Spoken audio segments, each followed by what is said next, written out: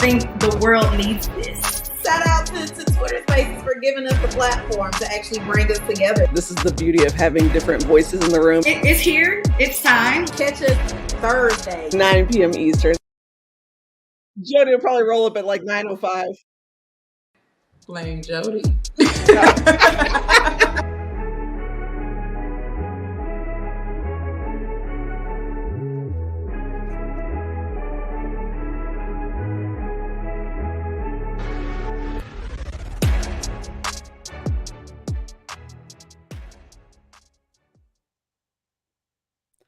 Welcome back to another edition of the Sports Tea, your favorite place to get, in fact, the tea.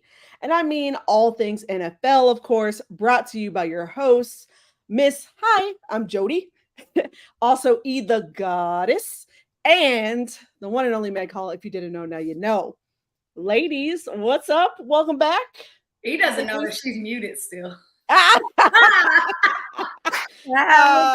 Rookie mistake. It's been a long day. I'm sitting here like, where's she gonna mute herself? I didn't even notice it, honestly. I tried to do it and it was like, nah, you ain't got those privileges. I said, oh. Okay. I'll just sit over here and mind my little business. So we're back for episode 2. First of all, I want to say thank you so much to everybody that came out and supported us for episode 1. That was better than anything I could have hoped for. Comment section going crazy. You guys had some really good comments, questions, some thoughts, especially because we put together a top 5 QB list, which I appreciated, even though, you know, E's list was not like ours, Jody. So, hey, I thought we had a good episode. I liked it a lot. And yeah, she is unfortunately an Atlanta Falcons fan. My condolences to you. So Jody, let's tell the people what they got tonight with us. Man, well, you know, we're just an amazing group. I'm like Meg and E. Like last week was amazing.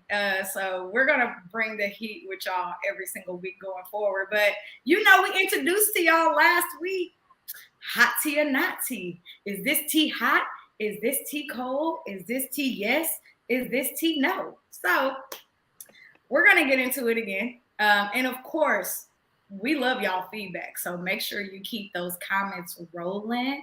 And we're just going to get right into it. So let's do hot tea, not tea. And I had to rework the whole entire list because the commander sale ended up happening today. So we're going to actually start in Washington. The Commanders, they finally sold. Finally. We've been working on this since May. Left hand up. Wait, I thought it was right hand. Okay, never mind. Is it right hand? Left, right. Left. It's a hand. It's a hand. Left, right? So anyway, Commander sold today, and I want to say just like a quick fun fact about it before we get into this topic. Crazy.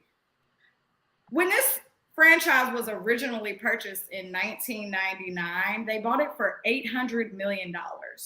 Wow. The team sold today for $6.05 billion. That's a 700% return. Thank you, Hollywood. Thank you, Hollywood. It's left-handed. But that's a 700% return, ROI, increase, extra dollars in their pocket. That is insane. So what are y'all thoughts about this? Is this hot tea or not tea? Oh, this is very hot. Very, very spicy. I just burnt my tongue like sizzle because to be honest with you, they've, as fans of Commanders, they've been waiting on this for a hot minute. So congratulations to them. And I ain't even gonna say poor Dan Snyder. Like, congratulations to Dan Snyder. You owe the NFL $60 million. That's so nuts. even with the sale, you still are now back in debt. So I mean, hey, that ROI, yes, sir. That's how we do it. That's literally how it is insane. Like $60. Let's start there. Let's start at 0. Look, and somebody in the comments even said, if a bad team can sell for over $60 billion, what a good team can sell for. I think the Cowboys fans are going to come in and say something about that. I mean, the Cowboys, I think the last I had looked, now this was like a year or two ago, but I think they were the highest evaluated or valued team in the NFL, right? And that at that point in time, I think it was like 4 or 5 billion. So was it? Okay, it was a little higher. So I knew it was at least somewhere in that range. But I think what this says to me is that the ownership was like, hey, you're not about to do this, one. Two, this is an interesting thing. So it's a couple things going on. One, you have the sexual harassment claims, which they found were substantiated, right? That's the first thing. The second thing, really, why the NFL got involved was because they were misrepresenting the sharing of funds that they have to say, give to the NFL and say, hey, here's your money, so to speak, right? Yep. So when you mess with the NFL's money, they will come for you. I just want you to know that. When you mess with their money, they will come for you. In the words of Rihanna, please have my money. I'm going to give you the clean version. But the thing is, though, the NFL is a money business. So when you mess with money, know that they will come find you. And not only that, I think I feel a little bit passionate about it because Jim Irsay was very vocal about it. Now, let me preface this by saying Jim Irsay is a very eccentric owner, right? He's very, very unique. But he is. He's his own person, though. But my point being, though, when Jim Irsay speaks up and was like, hey, you gotta go. When Jerry Jones says today's gonna be a good day for the NFL before the meetings even start, that should tell you something ain't right. Oh yeah, when good old Jer Bear says something, Jer Bear, it's crazy. Jer Bear, that's his name, Jer Bear. Jer Bear, it's crazy. Look, Jer Bear. That's a word. Man. Yeah, but my point being was like it is significant today, right? And I think that with the new ownership group, you got Josh Harris coming in with a new group. Magic Johnson is in that group, right? Yeah. The Commanders fans have been waiting on this for a long time. It seems that they were very upset and very frustrated with the way the direction that their franchise was going from a culture standpoint. And I would not be shocked to see that culture shift with Eric Bieniemy now on board as well. Like, I mean, it's essentially it shifts from the inside, kind of out. And with this new ownership coming in, like I really honestly, I want good things for that Commanders franchise. You have not seen them really look kind of quite like themselves in some time. In years. I think I should just start off what I'm gonna say with it's a parade inside my city. Yeah. Like as soon as it happened, they all went like downtown, wherever they do their little debacle, right? And they like partying for real, like they outside, like DJs, music, like everything. It's a whole party, and it's great to see. Like I was in a Commander space on Twitter earlier, and they were just so happy, so thrilled, like relieved, like. And yesterday we had a Chiefs space and some Commanders fans came in and they were like, man, talk to us about Eric Bieniemy, like da-da-da. And I mean, to know EB is to know that he is going to be the guy that's going to come in and he's going to make that culture change. He did that with us, right? He came in and he set the tone and did what he needed to do. And, the first thing you see with the Commanders and their practices are they don't like what he's saying. And he's like, you're going to do this or you're going to get off of my DAMN field. And that's exactly what they're doing. They're respecting him. He means what he says. And he's really going to, go in there and turn that whole entire culture around. I think he could be the head coach in the next year or two because he has everything that it takes to be the head coach. So I agree with both of y'all. This is extremely hot piping tea. And congratulations to the Commanders. I mean, who knows what happens with that franchise in the next 2-3 years. I mean, hey, that stadium is coming, baby. They are coming, and that NFC East is tough. So they had to do something to shake it up to make it right for them. So good for them. So let's move on. So more hot or not tea. I want to just say that I have officially muted the words Madden and Madden 24. I know that this is what they're doing to pull at everybody's heartstrings to make us angry. And I get that, okay? I get that. So let me just tell y'all so far who the 99ers are who have made it. So Jay Jettas came out first on Monday, let's say. Aaron Donald was next. Bay Donald, yep. Go ahead. Only played 11 games last season. Still number 99. Okay. It's Aaron Donald. Whatever. It is Aaron Donald. He played 11 games last season. Didn't play a full season. But all right. Who's better than Aaron Donald? Who played a full season last year? Who's better? Aaron Donald on an incomplete season is still better than every single D tackle in this league. Well, Chris Jones is number 2. I was waiting on I it. said what I said. I said what I said. Who is better than Aaron Donald? No kidding. Next, Zach Martin made the 99 club. Travis Kelce made it today, and tomorrow is quarterbacks. So we'll see who gets the 99 club rating tomorrow for quarterbacks. But yeah, is this hot tea or not tea? Because if you look at all social media outlets, people are looking at Madden like, now what the heck is this?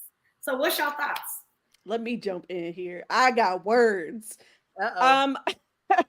First of all, Justin Jefferson absolutely deserves that 99 rating. In my opinion, he is the best wide receiver in the entire league, and it's quite a big margin in between everybody else. Hey, that I said my opinion. I said my opinion now. This is my opinion. I said what I said. Have your moment. I'll work the comment. let me cook. Goodness, let me cook. But no, honestly, I think that this is a great rating for him. No, let me say this. I have personal experience with watching the things that Justin Jefferson can do. He completely wrecked my poor little Colts last season. So I know just how dynamic that he is. Hollywood said that's a warm team. Madden just be doing stuff. Right. It's mixed with a little something else in there. That's what I mean, but the thing is, I don't deny that, because you got there's not any ratings that I really had, at least in the 99 club, that I was like, oh no, they're not a 99. But someone like a Zach Martin, someone like a Aaron Donald, Justin Jefferson, Travis Kelce, that is okay. Those are your 99 folks. I don't have any qualms about that at all. Where it gets interesting is their top 10 lists. I saw very, very people. Thank you. Appreciate you. I'm sure Jody's probably gonna get me about this later in our group chat. Me and Meg been arguing all day, y'all. Listen, Amanda, we know the Colts were terrible. Okay, no, the Colts beat the Chiefs. They're a great team. Give them their respect. Listen, I had to hear from Chiefs fans that entire week 3 about how it was the Chiefs that lost the game, not the Colts beating them. But nobody was talking about keeping Patrick Mahomes contained, which if you let him only score 1 touchdown, that's contained. It's about us right now. Just saying, I had to make sure I put that on record. This ain't about us. They've been doing this all day. Listen, Jody started it. I blame Jody. Jody started it from the top rope in the group chat. I was minding my own business. I don't even understand wrestling, but I was at the top of the ropes. And I came like this. Hashtag blame Jody. Anyway, but no, to my point though, I think those are great ratings for the folks that did make the 99 club. I'll be honest with you. I'm a GCA girl, so these Madden ratings are kind of crazy to me. But I am going to shout out and kind of drop things. Y'all know I'm the technical person. But we got to understand that Justin Jefferson has made the 99 club in 3 years. His last year, he was 128 receptions for 1,809 receiving yards. Okay, with 8 receiving touchdowns. So again, remind y'all, he made this in 3 years. Yeah. 3 years. Okay. So that's the for this rating, that's pretty spectacular. That's pretty spectacular, especially when TYREEK Hill coming in second. Did you pull out the yards TYREEK Hill had last year? No, I'm saving TYREEK Hill. We're gonna get there. I got his yards. Yeah, I got that too. So we can talk about that. Devontae Adams, he's at a 97. Stephon Diggs and Cooper Kupp are both tied at number 4 with 96. So again, Justin Jefferson, what up, bruh? What up, bruh? He said that he finally gets to have his own player at 99. He used to make one. Now he's it. So congratulations for him, though. For really, 3 years, that's amazing, though. So I know you're about to keep going, but let me ask y'all just a quick question in the pivot of that. So now it's not just Jettas. He got Jordan Addison, who that's a whole nother conversation that we didn't even put in hot tea or not tea today. Yeah. Crazy. Hot tea. Dumb. Anyway, but now he has Jordan Addison with him. Is he really going to put up the numbers that he thinks he's going to put up now? Because they're both like 1A, 1B when it comes to that. I'm going to say that depends on Kirk Cousins. I was going to say, are you getting Kirko chains? Like, you know, what Kirk are you getting? I mean, if all of their games are at noon, they're fine. You know what? We're not even going to discuss this with you. Hollywood said, yes, you're getting Kirko chains. That's who you're getting. So think about this too. They picked up Hawkinson last season too, and he will have been in that system for a little while longer. So I can't see, you know, Jetta's putting up like 1,700 yards, 1,800 yards again. I think it was 1,809 was the exact number. Yeah. Maybe he drops down to like 1,500, right? Like you have a little bit more to spread the ball around there, but it all depends on what Kirk Cousins does. I mean, we all know that Kirk Cousins, you know, takes a little bit of time to get there. Like he gonna light it up, but it's as the season goes on. O-line. Yeah. Yes, they do. They can give the boy the O-line so he can have the time to get to his receivers. Life would be so much easier. Ain't no way he going home and dying like that. Oh, you're talking about in the quarterback series from Netflix? I was like, oh my God, I feel like I should go out there and be his left tackle. Like, what is happening right now?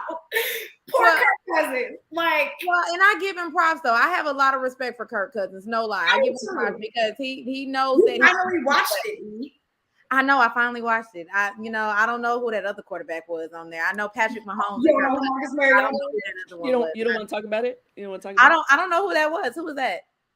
Who was like, that? Sorry to this man. He's the backup for the Eagles. Look, I don't like Kiki Palmer. I'm sorry. I don't know this man, and I'm sorry for this man. So Barbershop says at the end of the day, that Vikings defense has to get way better. They were some trash last year. They were trash, but that O-line was terrible. Facts. Like, yeah, I mean, they're both things can be correct, right? Like both things can definitely be correct. I think my hot take is yes, Zach Martin is like that. Jettas is like that. Can he do it again for a second year? I do think this gives him motivation to be like, you know, like, I'm that guy. He probably got his little chain. He's going to wear his little chain to the games.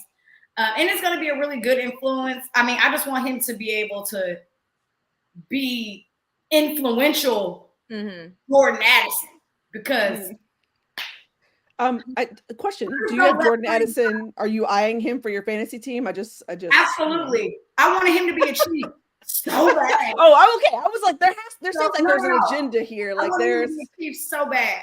So I mean, I guess that's my hot take for the 99 Club. Travis Kelce, you see how she slid that in there. She took us down a path because she had a nasty work agenda.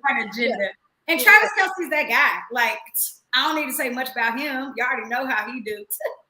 Period. Lord Jesus. He was 99 Club last year too. Moving right along. Next topic. We can pivot right on along from that. So more hot or not tea. This one, I think, kind of shocked everybody a little bit. Like, I think it shocked people, but then it really didn't, right? So, DHOP signs to the Titans. 2-year deal, $26 million, up to $32 million with incentives. Is the Titans stadium even going to be done? You know they're getting a brand new stadium. Yeah, not yet. He's not even going to get to play in it. I mean, listen, E was trying to save me because I think you know I've been having this conversation all week with AFC South fans, and the thing is, we know why DHOP signed with the Titans. It was because there was more guaranteed money because the Patriots came in with a similar contract. If I read correctly, it was right in the same range, if not exactly the same. I'm going to say in pure terms. We'll put that in soft quotes. Yeah. Framework. But he signed there because of the money. He did not sign there because he felt like Ryan Tannehill could take him to the promised land. He did not sign there because he felt like, oh, the Titans are about to go way deep in the playoffs and win a Super Bowl. Like, he said he wanted to go to listen, Amanda, Jody is very shady. She's been shading me since earlier today. Hashtag blame Jody. Hashtag blame E. But the thing is, he said he wanted to go to a contender. We did want him. I'll get into that comment. Yeah, I was gonna say he said he wanted to go to a contender, right? Yeah. I don't see the Titans as being a contender. I think they're gonna be better than they were last year because now they've got a new offensive coordinator, they have a new GM, everything else. So I think for them, they're definitely going to be better in that aspect, but I can't see them, winning like 14 games or anything crazy like that. If you remember from last season, in the 7 games they won, they did not beat a single team that was over 500. So I want y'all to keep that in mind. They got some work to do. And just because that roster has been tilled over with a new GM and everything else doesn't mean they're automatically going to come out and adding DHOP is suddenly going to make their offense explode. Because, and I want to pull my numbers up because I had to say this. Last year, your leading wide receiver was Robert Woods, and he had 500 plus yards and 2 touchdowns. Next behind him was not a wide receiver. It was Chig Okonkwo, who had 450 yards and 3 touchdowns. But nobody talked about that because the focus was on Treylon Burks because he was the most explosive, but he dealt with injuries and his season ended with only, I think it was 444 yards and 1 touchdown. The other issue, past quarterback issues. I was going to say the other issue, you had inconsistent play from the quarterback. Their offensive line was one of the worst in the league. So even with some patches and some fixes this past offseason, I don't think that, again, adding DHOP is suddenly going to magically fix all their issues. And if you remember correctly, DHOP was in the division before now. And it wasn't like it just completely unraveled the division. He's always been a force. You account for him on the field, but he was not single-handedly winning games or anything else like that. And that was a much younger, much more effective DHOP. So I really want people to think about that. They may hit 500.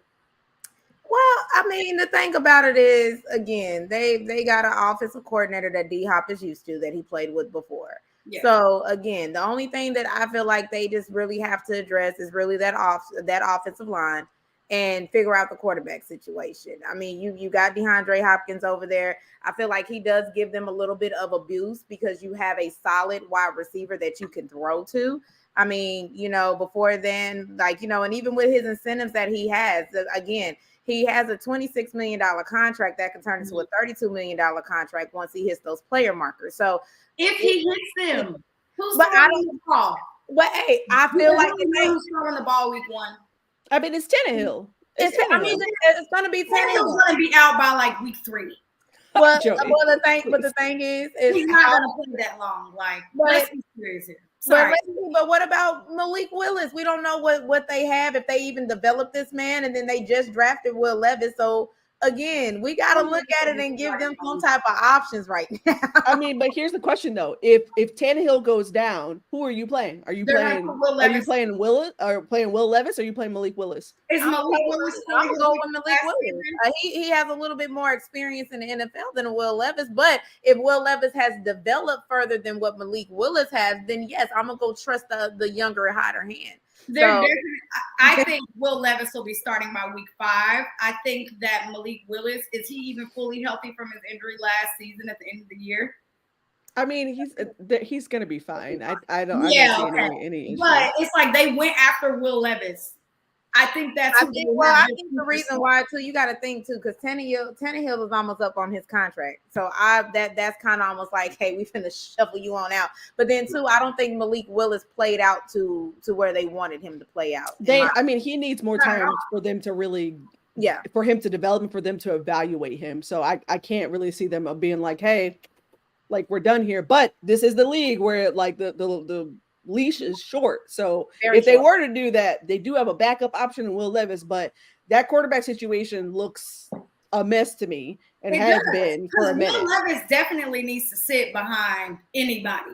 literally, for at least 1 year to just try to come in and observe the game, because it's going to be way too fast for him when he finally gets to play that first game. But if I think the way that they might be thinking, I think that they're all in on him. And I think he may be starting sometime this season. Yeah. Of course he is, but that doesn't mean that that's going to be the decision they go with. And I love y'all head coach. I do. Yeah, like I said, I just believe that they have to get that situation figured out. I think that they really have to take a deeper dive and to figure out, is Willis ready, or are they going to have to rely on not Will Levis is ready, but if Malik Willis is ready, or if Will, you're going to have to rely on him. Because the thing is, we already seen what we can get out of Tannehill. There's no more discussion about that. The issue is when are you going to plug in one of those two? That's the real issue. Well, I think it's going to happen a lot sooner than people think.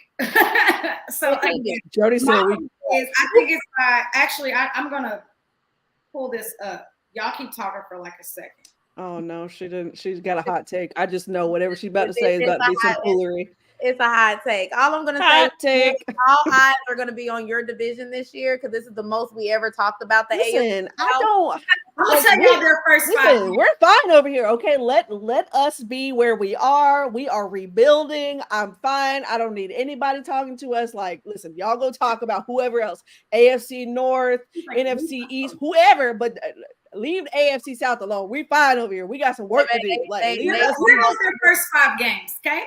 Okay, he'll be starting. Wow.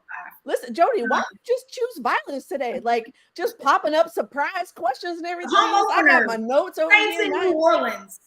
Okay. Week 2, Chargers at home. Week 3, Browns in Cleveland. Week 4, Bengals at home. Week 5, Colts. He'll be playing by week 5. You know, why would you gonna bust him out on the Colts like that? Week 7. I'll even go week 7, okay? Because after the Colts, they go Ravens and then they go Falcons. So, hey, you think Will Levis is gonna start at week 5? I don't even know even having that conversation. It probably won't be Will Levis, but somebody else will be starting by week 5, unless 0-5. 0-5 is crazy. If they start off 0-5, then whoever evaluates that sure. is crazy. That's 1-4 for sure. Listen. If they start out 0-5, this is my hot take. I think Vrabel gets fired right there. Boop, done. Oh, way. If they fired a GM in the middle of the season, you don't think that they would let their head coach go? That's true. Man, especially how you ended last season. I think Amy Adams Strunk is going to come in there and be like, you know what? Thanks for playing. We got it from here. Like, let's go. Because Mike Vrabel is really good. He is. But this is a "what have you done for me lately" league. And I don't care how good you are. If the results don't come, like, listen, that cut will. To be fair, look at how long it took for the Commanders to fire their GM. I mean, but that's the Commanders, though. That's the Commanders. All right, let's keep it moving. Hot tea, cold tea, not tea, yes tea. Evan Ingram got a contract this week. He signed a 3-year, $41 million, which is really nice. $24 million guaranteed. What are y'all thoughts about that?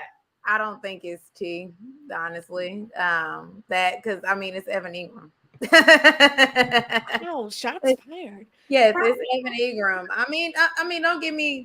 He was on a franchise tag with that. He could have got more money with being on a back-to-back franchise tag.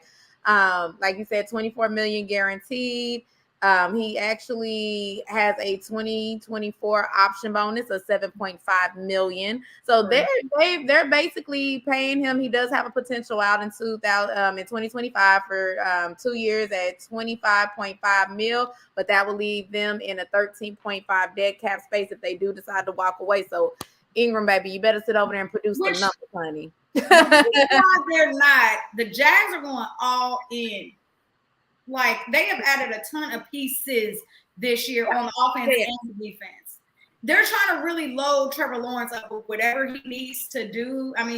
not being funny, but the AFC is crazy, right? There's a lot of teams you got to get through. You know, I have to win.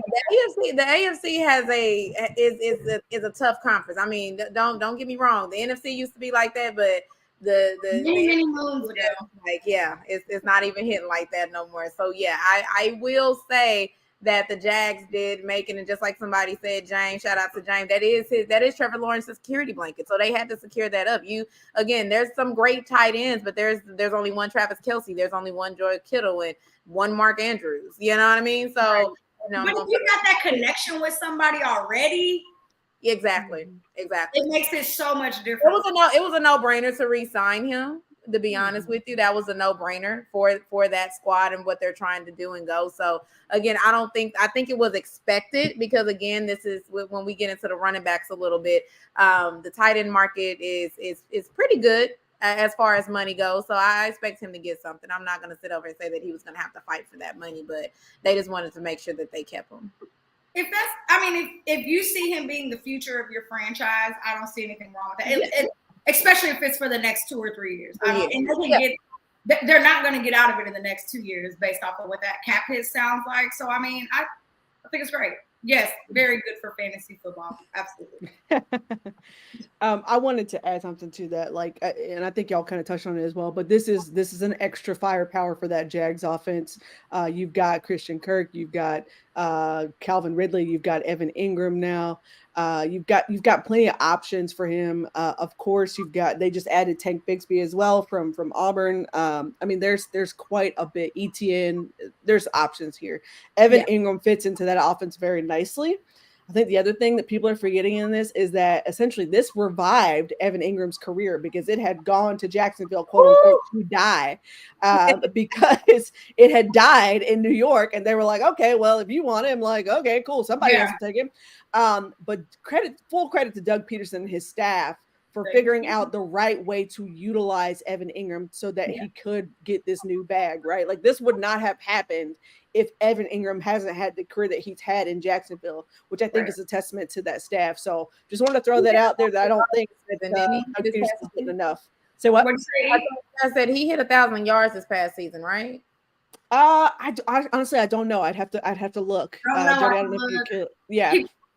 I think he did, if I'm not mistaken. I think he actually did this season. But yeah, I mean, the thing is, that it was a really, really, really nice addition. And Doug Peterson is like that. Doug Peterson is like that. He's one of the best coaches in the NFL. And I know that he hasn't been in Jacksonville that long, but people are going to start to see how he's building not only his coaching staff up, but how he's building this team up to where they will be able to be contenders for the next several years. So I love what's happening down in Jacksonville. Y'all already know I put my money on Trevor Lawrence this year to win MVP. And I think that because of all of the offseason moves that they've made, they're going in the correct direction to be one of the top teams in the AFC. So I love to see it until we play them. But I love to see it. Until you play them. But I agree that they still have some cornerback issues. Shout out to Tyson Campbell. That's a Georgia Bulldog. But they do need another corner on the opposite side of him. No, because Tyson Campbell we were kind of worried about him at Georgia. But I'm glad to see his progression and what he has done down there in Jacksonville. So, again, they have a squad. They got a couple of more pieces that they still need to fix. But hey, Jacksonville is all in on it, though. I mean, I would rather have pieces than holes. You know what I mean? So if they're just a few pieces, then hey, it's okay. Let's stay in Florida for a little bit. Mr. TYREEK Hill, TH10. That's what I call him. So he's been chirping again.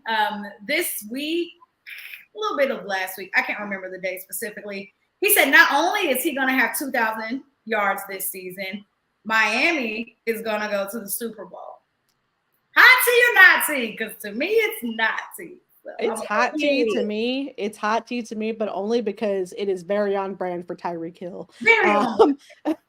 I feel like he's been chirping since he left Kansas City. And I think it's more of him trying to convince himself that where he is better than being in Kansas City. So that's why I feel like it's hot tea. The thing is, do I think he could put up 2,000 yards? Yeah, he had 1,700 last year with 7 touchdowns, which is really, again, really, really nice. It's very possible he could get there, but that all depends on the health of Tua. That is very dependent upon the health of Tua. I think I get concerned and worry about whatever Miami's plan is to protect Tua. It's so the if they've got this one, they can't even win a playoff game. Oh my gosh. That's the comment. That's the one. But that's the thing. Like, I think it's more of him convincing himself that, like, okay, like, you know, it's like when you break up with someone and you see them doing really, really well, and you can't just be happy for them and be happy where you are. You got to start chirping again to make yourself feel better about the whole situation instead of just focusing on you. Because Tyreek Hill is a dynamic player by himself. He clearly has not missed a beat, really, going from Patrick Mahomes to Tua in terms of his production. Now, obviously, he doesn't have the rings, but in terms of production and what he's doing on the field, it's still there. Yeah, one ring. Well, yeah, but my point being is this is more hot tea in terms of it's on brand for him. I wouldn't expect anything else since he's left.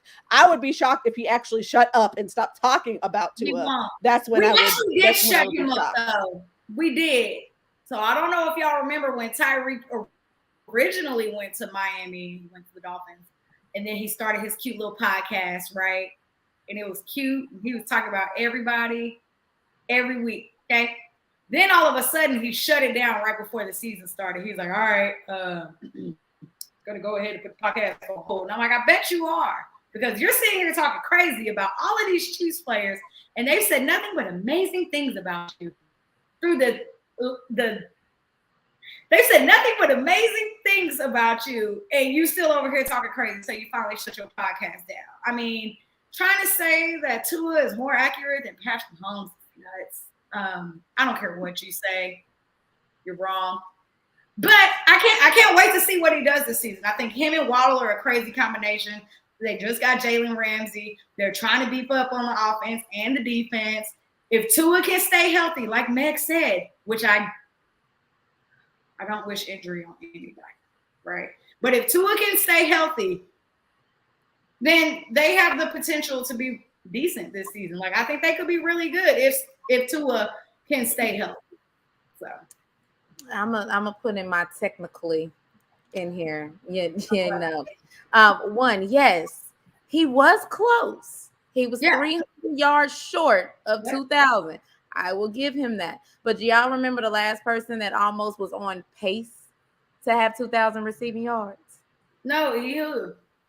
Megatron.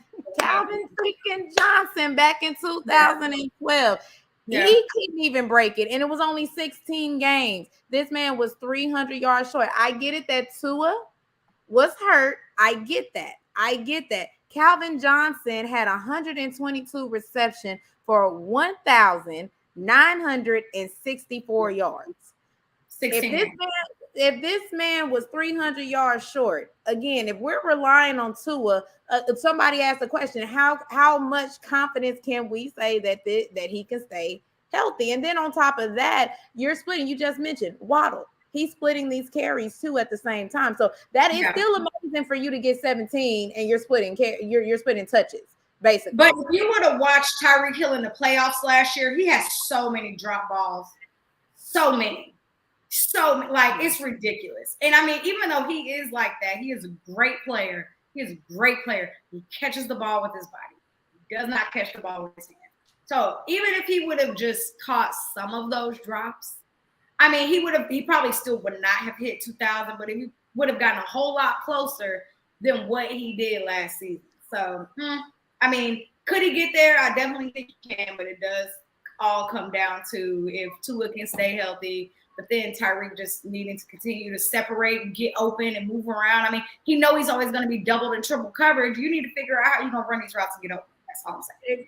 Yeah. No, and that's the truth. Like I said, I'm not doubting that it can't happen one day. But again, the situation down there in Miami is a little different than when Megatron was legitimately almost. He was the only person in Detroit. Yeah. That's fact. All right, we're gonna move down to Texas. Zach Martin. Oh, I'm lying. We're still in Florida. Trevor Lawrence. Oh my God. Will Trevor Lawrence improve over last season? Hot tea or not tea? Like again, we just talked about the Jags. They're gonna do great. The only numbers I have on Trevor Lawrence, he's 13-23 for his overall record and 12-22 in the regular season.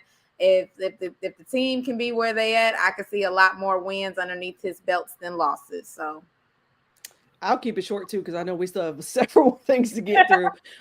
So I'll say this: before week 9 last season, they had lost 5 in a row. And from week 9 on, they went 7-2, and Trevor Lawrence was only behind Burrow and Patrick Mahomes in terms of quarterback stats in the league. That is the power of Peterson.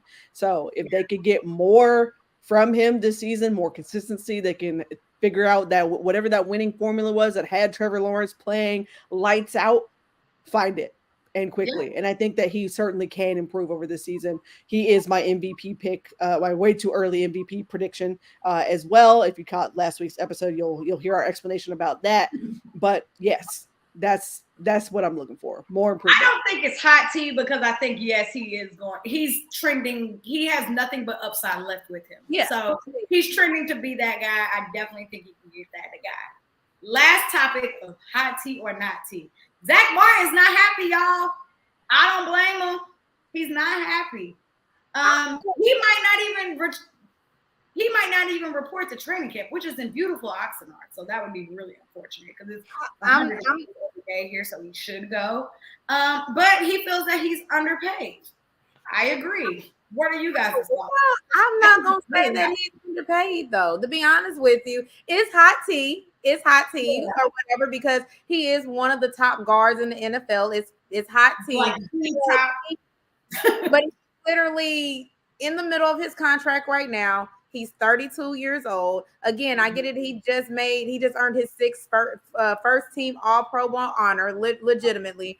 But I think with the signing, shout out to my Falcons, with the signing of Chris Lindstrom with his 5-year contract, I think he's looking at that. And Jody, like I said, Joey, he's the 3rd highest paid guard in the NFL with his 5-year contract. And Zack Martin is sitting right there in between. Remind you, Chris Lindstrom is only 26 years old. Okay. I'm telling you now, I'm taking Zack Martin over him. Look, I would still take Zack Martin, but in the same token, let's be real. If we try to restructure his contract right now, the Cowboys are already looking at their current salary is like $24 million, but they already have a dead cap hit of $15 million. So if Zack has a decent year this year, his contract's coming up very soon as well. So he'll have to get paid too. Exactly. But the Cowboys are not going to take no dead cap hit of $28 million right now. They're not going to take no dead cap hit of that. And then what he's looking at is like he's only getting the base salary of $1.7 million. And if they reconstruct it, he gets $11 million. So I get it, Zack. I really do. But you got to remember who you're playing with.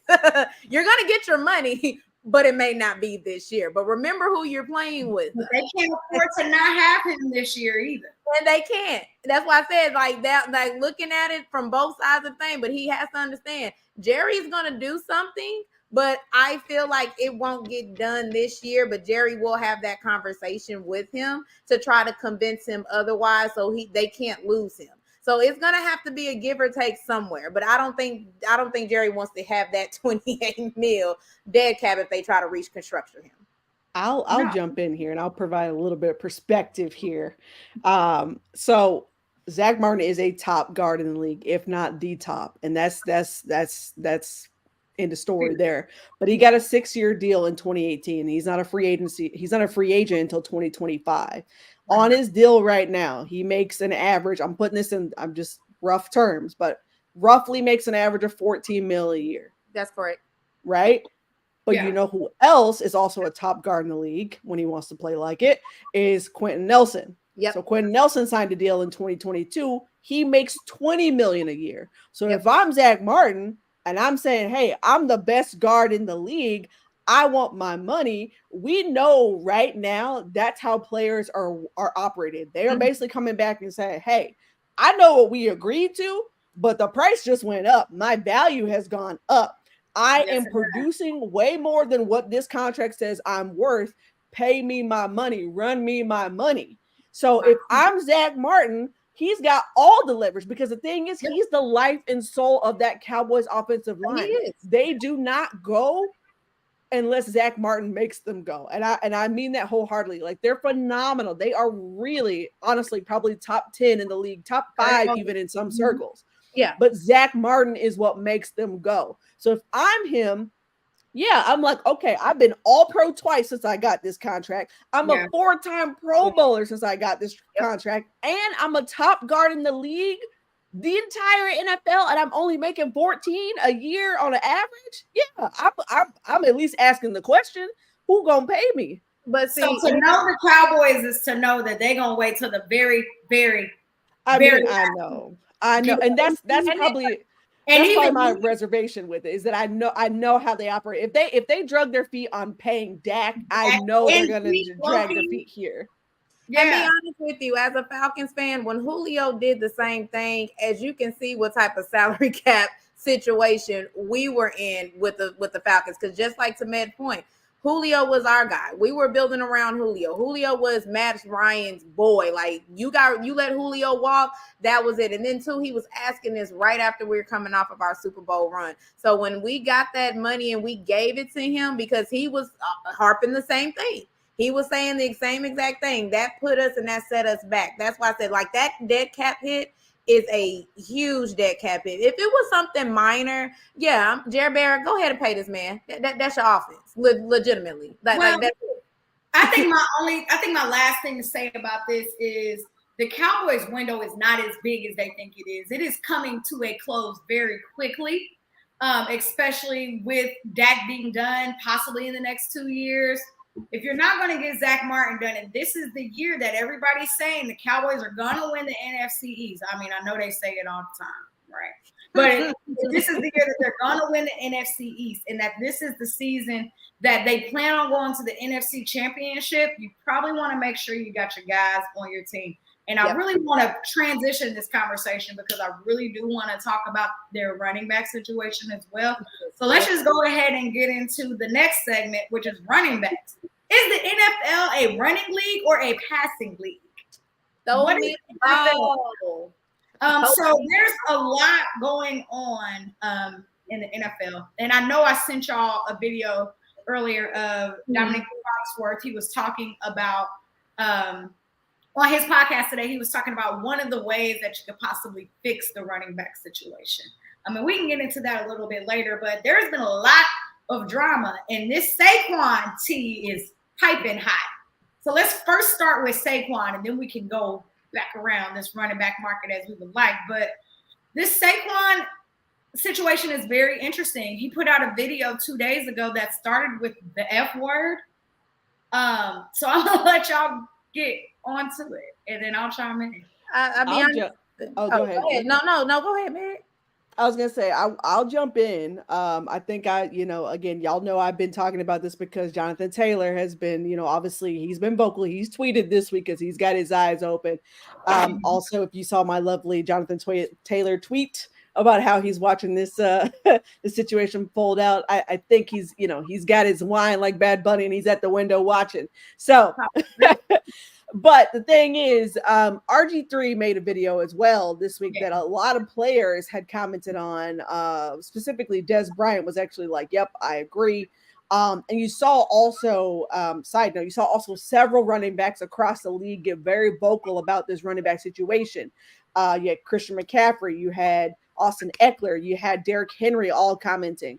But RG3, yes. So, RG3 said in his video, he basically boiled it down to, hey, here's my scenario. Here's what I would love to see happen, right?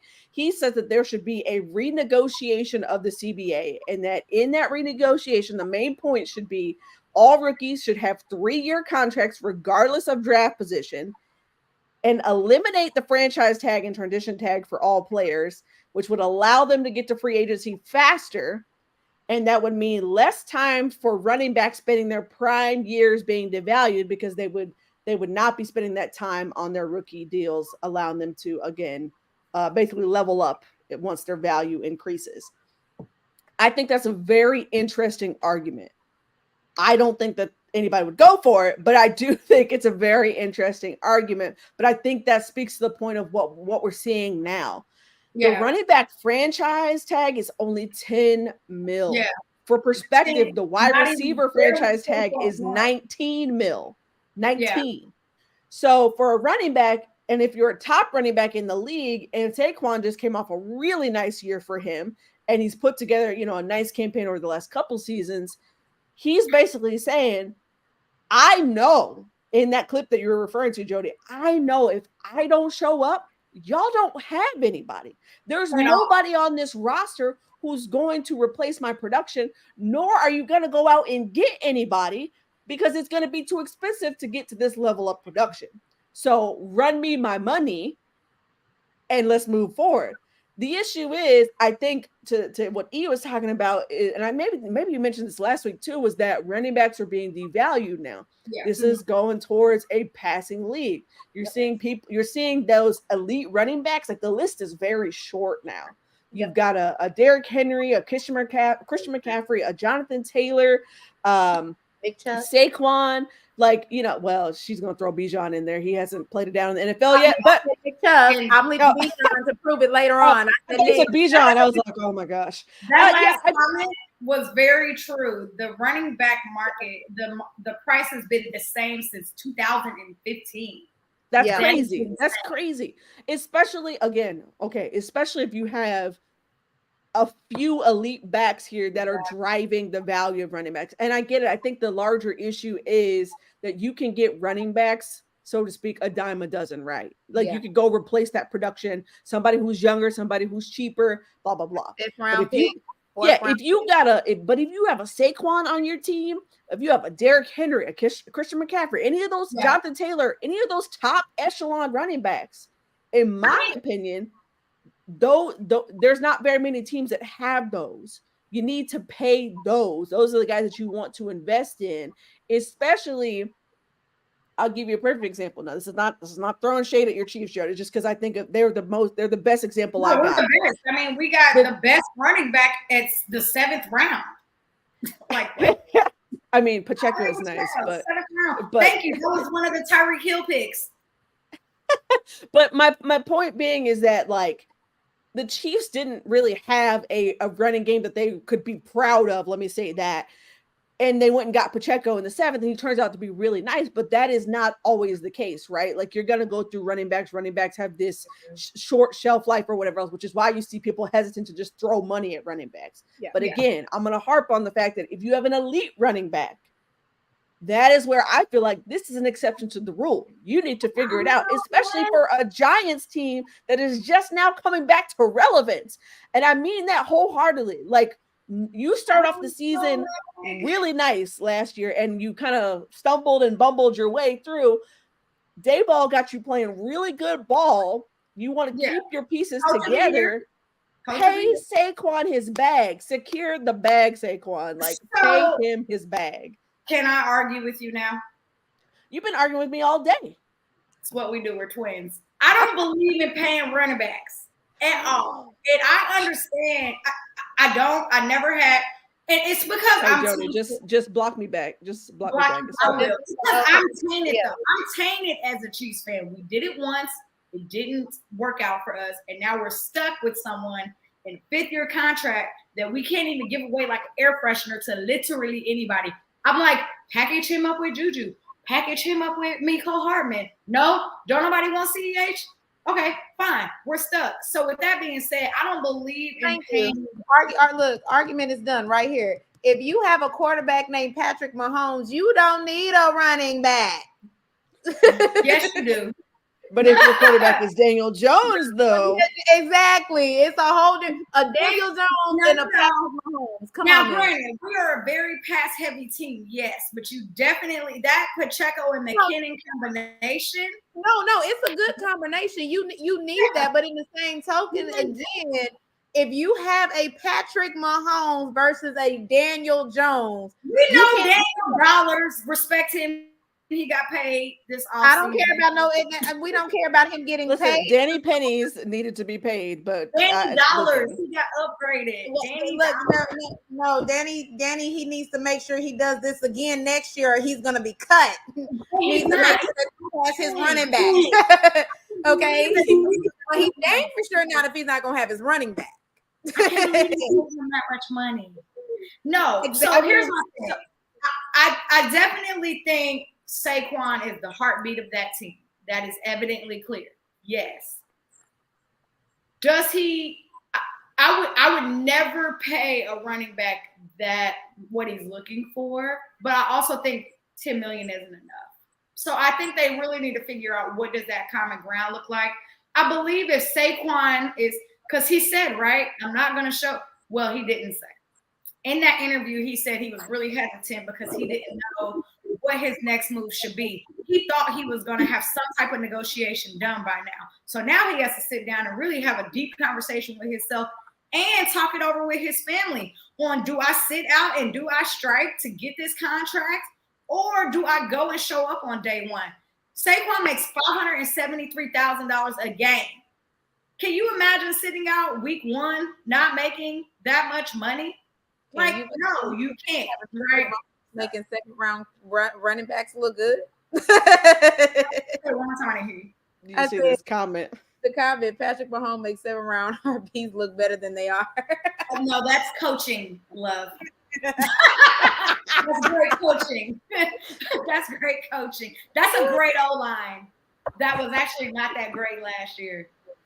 We got rid of our left and our right tackle if we just want to be technical, but we have one of the second best centers in the league. Enough about us, about Saquon. So, I mean, I definitely think they need to figure out what they're doing, because without him, they're not even going to get close to a wild card. Not even close to a wild card. So, they got to really figure it out this year, and I don't think it's going to happen. So it's really unfortunate. I'm just going to say this, because here goes me dropping some little hints and knowledge. You got to realize Saquon Barkley is 26. So is Josh Jacobs. So is Tony Pollard. They're all 26. If you notice that, like somebody's saying, when you, like Meg was saying, when you're having them on their rookie deal, you got to realize when these dudes are coming into the league, some of them are coming in already 20, 21, 22. So when they're getting these contracts, by the time their contract comes due, they're literally legitimately ending their contracts when they're 26. Remind you, Derrick Henry is 29 years old and he makes 14 mil. Okay, so there's that. All right, and then you got to think Ezekiel Elliott, Devin Cook, Leonard Fournette. They were both. Zeke was 27. Cook is 27. Fortnite. Look, have children. But no, Fournette. He's 28. He's 28. So again, when we're looking at this, I'm kind of agreeing, like, let these boys sit on the little shorter contracts so they can see if they can either go to somebody. I mean, Austin Eckler, he decided to say, hey, you know what? They tried to trade me. I was leading in receptions as running back, and the running back market, nobody didn't want me. So I'm going to just take this little pay cut and I'm going to stay with my team. That's exactly what the situation is.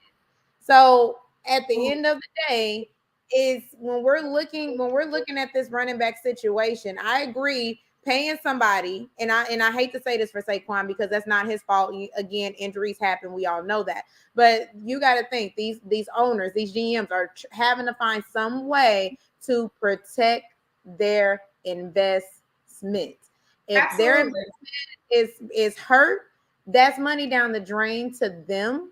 If we sign you to his deal and then you only play 1.5 years of this deal that we signed you to, and we signed you to all this money, that's a waste for them in that aspect. But I'm not going to sit over here and say that they don't deserve not to get paid, but they're not going to settle for the $14 million.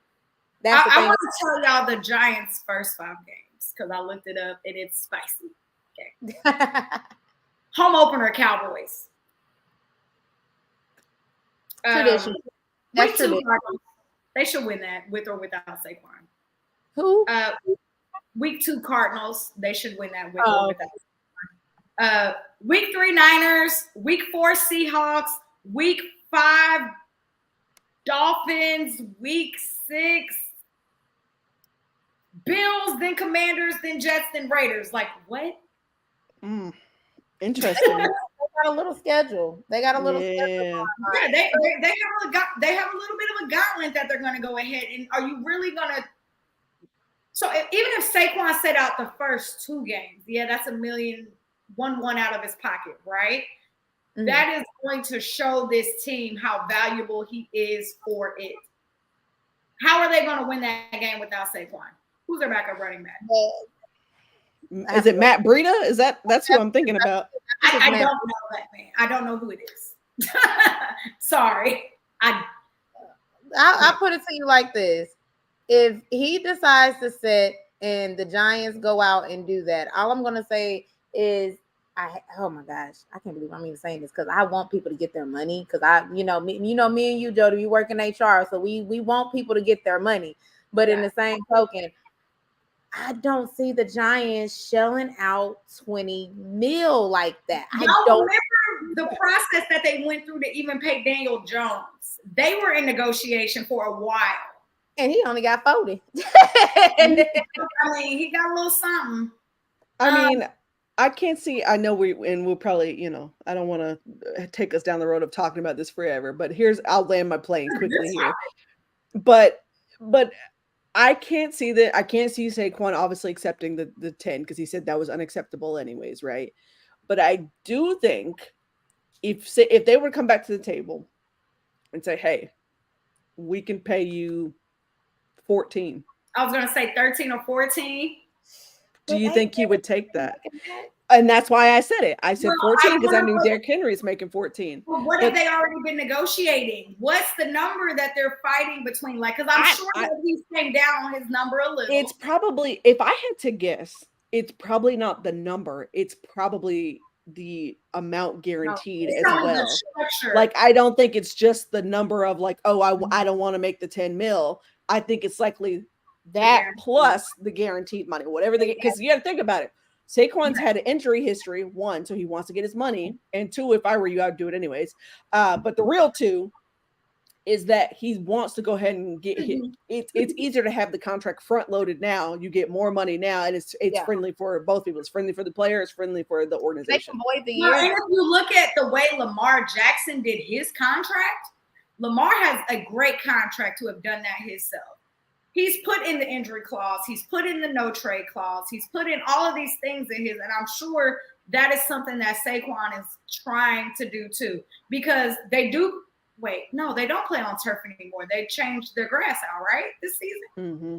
They got rid of the turf this season. So I'm like, yes, he had a great last season and he looked very healthy and you could see all his workouts. I actually laughed the other day because he posted a workout video.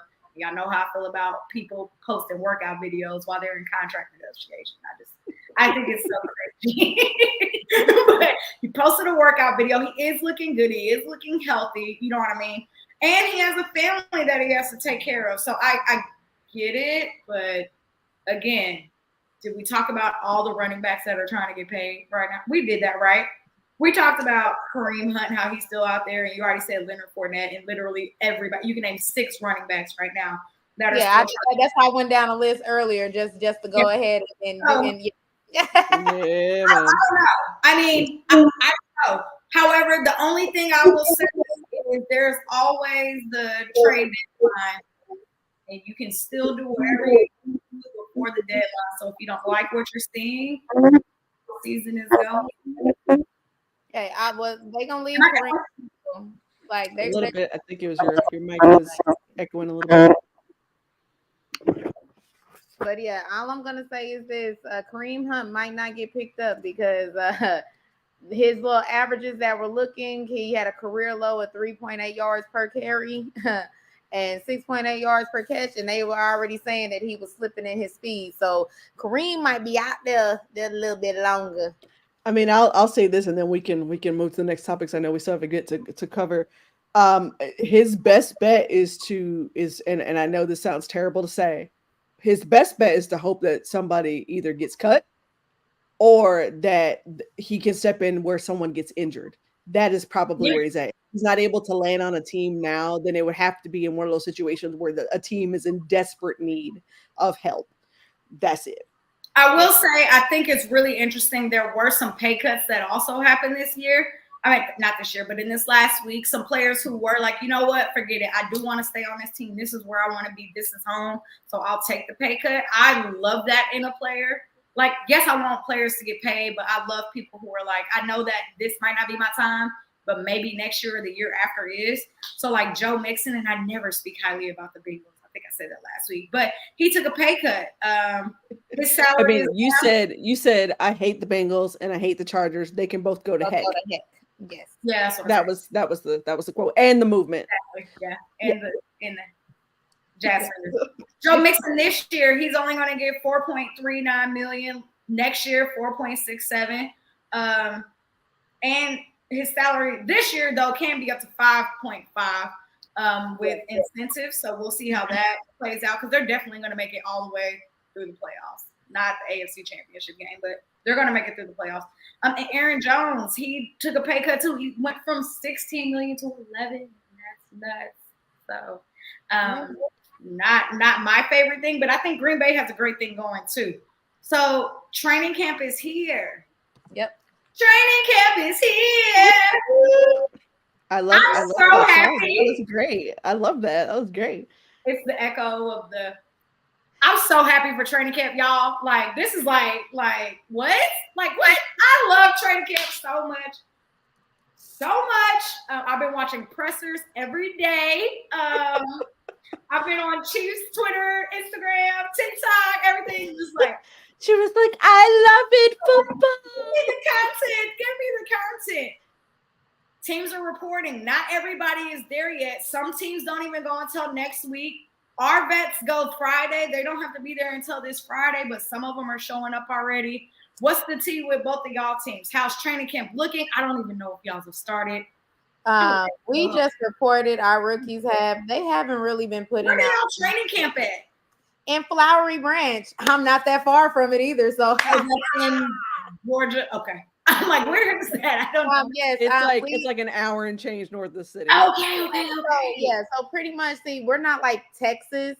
We're not in a heat wave right now. We just get like 90 degrees, but it's, to these Georgians who don't understand like heat, this is hot. This is actually kind of. Y'all got that humidity. God. It's not that bad though. It's not like Houston bad to me. My leave out was like. Yeah. But no, our vets don't report until next Friday also. And that's when this Friday or next Friday? Next Friday. Oh, ours report this Friday. Oh, yours report this. Oh, yeah. No, ours don't go until the 25th. Our rookie showed up on the 18th, but I will be at training camp this year because I'm finally back in the city. So I cannot wait. Flowery Branch is not. How have your rookies been? What's today? How have your rookies been? Yesterday. They haven't reported on anything yet. So I'm pretty shocked about that they haven't really dropped anything. But I'm just gonna say like this. We got Bijan, so more than likely he's doing well. Right, me and Meg both. Are you done yet? Is you finished or is you done? Okay, y'all gonna get enough of me and my Bijan, but yeah, I can't wait till I get his jersey number 2. Y'all went after him, so he better produce. Hey, I mean, the thing about it is, see, as we were saying, this is a passing league. Unfortunately, my coach still likes to run the ball, okay? Still likes to run the ball. This is a run-heavy kind of offense. We still pass, but he still likes to run the ball. So we needed a two-headed horseman, like you said. We got Tyler Algier, and now we got Mr. Bijan. So, We're right there. So I just can't wait. I can't wait to see this. I already seen this man in our in mini camps earlier when we had that just to kind of see. But I'm ready to see them in some pads and let's get going. Ready. Meg, what's up with your Colts? Have they reported yet? Are the rookies there yet? When did the vets come? This all don't have it till next week. This all doesn't happen until next week. So they're reporting on the 25th. Training camp starts on the 26th. And if you didn't know, I'm covering training camp in person. I've been credentialed to cover that on August 10th. So I will be covering that, providing you coverage and getting to see everyone in person. I'm most excited, of course, obviously, to get to see the rookie quarterback in person, Anthony Richardson. From the pictures, of course, and the videos, he is a massive human being. I feel like it's probably gonna feel like how I felt when I saw Derrick Henry in person for the first time. Like Derrick Henry looks like a tank in person, so I feel like Richardson's gonna be that way as well. But for me, really, it's just all about, okay, can we get some resemblance of an offense that is going to at least produce and look competent. The main things I'm looking for in training camp is for people not to buy so much into training camp. This is just more so, hey, can we iron out the kinks? Yeah, right. Well, again, you're talking to a reasonable person. No, here I know when how we think about training camp. You're talking about people who don't. Yes, outside of that. But so the thing is, last season it was all about, oh, Matt Ryan's lighting up training camp. Oh, we're doing this in training camp. And then the thing is, you got to the preseason games, and a lot of that kind of wore off once you were against actual competition. And we saw it very early on. Our offensive line was getting pushed and bullied. You saw very on that the offense kind of looked a little bit out of sync and that sort of thing. So those are, even though people take that with a grain of salt, it's preseason. That was very remnant of what actually happened in the season. It was a foreshadowing. So at this point, I just want to, hey, let's take it nice and slow. Let's ease it on down. Like, hey, we're going to be fine here. Like, let's just get our feet underneath us. And that's been more about what Anthony Richardson is talking about anyways, has been adjusting to NFL life, adjusting to the margin of error being a lot smaller, of course, in the NFL. And then just getting into his routine and understanding what the veterans are requiring of him. One thing I really am looking forward to is Anthony Richardson and Josh Downs. Josh Downs is a sleeper pick at wide receiver. He's a smaller bodied wide receiver, but he plays very, very big. A massive catch radius as well. A lot of Chiefs fans wanted him. And I'm like. And I can see why. He is a dog. Yeah. He's a dog. And if you have. Like center receiver. If you haven't seen his draft video, I'll tell you this. Even if you weren't a Colts fan, it will give you chills because you can see how bad this dude wants it. So I really look forward to him. My other sleeper pick is Jelani Woods, who is a sophomore tight end. Hello, Josh Downs. Yes, thank you, Hollywood. Yeah, but Jelani Woods is a massive human being as well. He's 6'7", 253 pounds. I see. Yes. Thank you, Hollywood. I appreciate you. You're going to have a DM shortly about it. I'm sure. Hey, go ahead for it. Go ahead. I'm sure she's probably going to be like, hey, can you get these photos? Hey, can you get this? But the thing is, Jelani Woods is my other sleeper pick on offense to go off this season. If I'm looking at defense and some of those veterans, of course, he is highly, highly, highly underrated. Mr. Grover Stewart right in the middle next to DeForest Buckner. Should have been a Pro Bowler last year. Grover's been on a tear, an absolute tear. Super, super underrated. If you saw his Madden rating this season, thank you, Madden, for finally giving Grover his did they give him some respect? Yes. I muted Madden in Madden 24, so go look at that. We'll come back. We'll talk about that. Right. But I'm a massive Grover Stewart fan as well. So, and the other thing I want to say, and I'll land my plane here, the secondary. What is this secondary going to look like? Who's going to play where? Because without Isaiah Rodgers, it's Kenny Moore and a bunch of rookies and a bunch of dudes that play special teams. So if you don't go out and sign a vet corner, who's playing where? I assume that it'll be Kenny Moore and Juju Brents. And then probably Darius Rush after that. But it's anybody's guess, honestly, what that secondary is going to look like. But I will have full coverage and analysis and all that good old breakdown for you when I come back from there. So super, super excited for that. I'm very much happy about Chiefs training camp. Our quarterbacks and rookies had to report on Tuesday. The very first press conference on Tuesday was only Patrick, and it was only Coach Andy Reid, and it was just such a great press conference. You could tell that both of them were just ready to get started. Andy Reid said, we won the Super Bowl last year. We're turning the page. It's time to get going for a whole new season. He spoke highly about every single rookie that was there. He even said, I know the veterans aren't even supposed to report until Friday, but I wouldn't be surprised if some of them started showing up today. And a lot of them have slowly started showing up over Tuesday, Wednesday, and Thursday.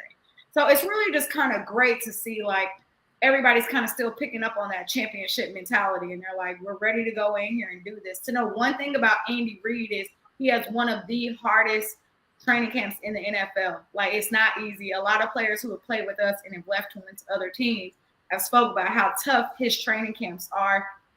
His playbooks are disgusting. They're not easy to learn. And we have players who have said out loud that they've struggled to learn it throughout the season, right? So it's really just great to see so many people just ready to go, on fire. Everybody showing up on day one, getting there early. I guess some things that you could say about some players. Everybody's super high on Deneric Prince. We're trying to figure out this year. We take 3 running backs or 4 running backs, because we normally only take 3, and it's giving 4 this season. I don't think he's going to be on the practice squad. I think he is going to make this roster, just because if you know Isaiah Pacheco, you know that he is coming off of the surgery. He's saying he's 100% healthy and he's ready to go. Our training staff has him limited right now, which I expect that. I don't want to see him at all during preseason. He can have like 1 or 2 snaps and that's it. Sit your butt back down until week 1. And yeah, so I mean, a lot of the rookies have come out. They look good already. Keandre Coburn. We got Mike Edwards over here. He's even talked about how like this playbook has been real interesting, but he's ready to just dive in and get it. So I can't be more thrilled about my team this season. Patrick Mahomes already throwing darts out there. I'll be at training camp in 2 weeks. I can't wait to get back to my hump. And Megan, you talk about me with Bijan. I'm sorry, Eve. I stand corrected. I stand corrected. I'm so sorry. I wanted to just be quick and fast, but no, we've had that press was not conferences quick and today. fast at all. It was long. I don't think I was long. I know y'all get tired of me talking about the reigning Super Bowl champions, Kansas City Chiefs. Get it? Here we go. See, and you listen. We get enough of this from you in the group chat. It's bad enough it has to make it to the podcast too. Jody, we talked about this. Let us live. Let us breathe. It will not end until the playoffs. So y'all got to deal with me at least till December. Listen, I'm just gonna mute you from now on. I'm just muting. Just mute Chiefs Kingdom because her name. That's exactly. I'm muting anything Chiefs. Yeah, all of that. Patrick Mahomes, PM2. So Amanda yelled at me yesterday because I just went through which I want y'all to do this to him later on Twitter. Oh, I did this yesterday. Don't encourage her. Don't encourage me. Somebody put out a tweet and it said, rank your top 10 on your team. And that was actually a little bit harder than I thought it was. So don't rank top 10 quarterback. Don't rank top 10 wide receivers. Do your team top 10. And it's really his name. You're right. I need to put an L in there. Patrick LaVon Mahomes II. You're correct. Oh my gosh. Jody. Blame Jody. Just blame Jody. Hashtag blame Jody. Look, we're almost at an hour and 20 minutes because Jody's been talking about the Chiefs like 3/4 of the time. Hollywood already said. That was my fault. First of all, Meg had a whole 6-minute tangent about the Colts, y'all. Whoa. I did not. It's okay. Y'all gonna get this every Thursday, 8 p.m. Central Standard Time, 9 p.m. Eastern Standard Time. Listen. You see all this, right? In the comments, hashtag blame Jody. The hashtag rolling. This is nasty work. But that's all I got. I'm excited about training camp. I know y'all are excited for training camp. We are finally under 50 days. Of course, the very first game of the season is Banner Night in Kansas City. Can't wait. And we're almost there, y'all. We are almost there. Did she have to put that stainless? Yes.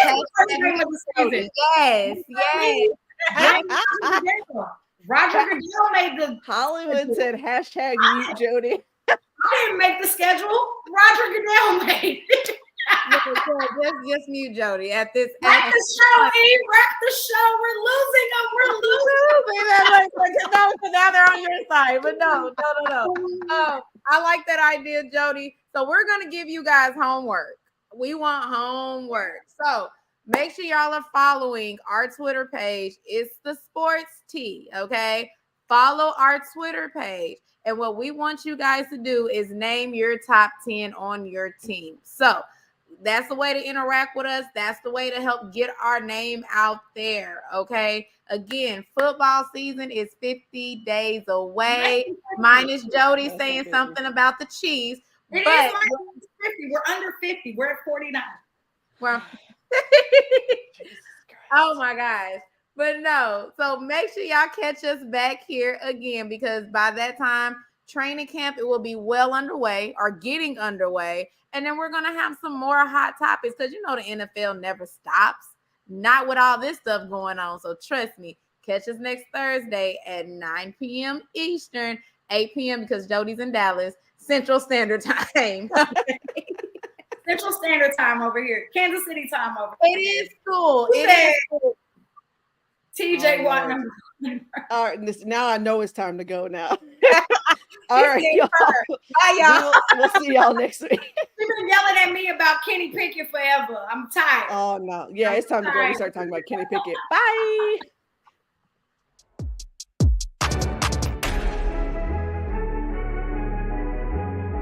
So talk to me nice. Keep it cute. Because I'll keep it fabulous. And that's the tea.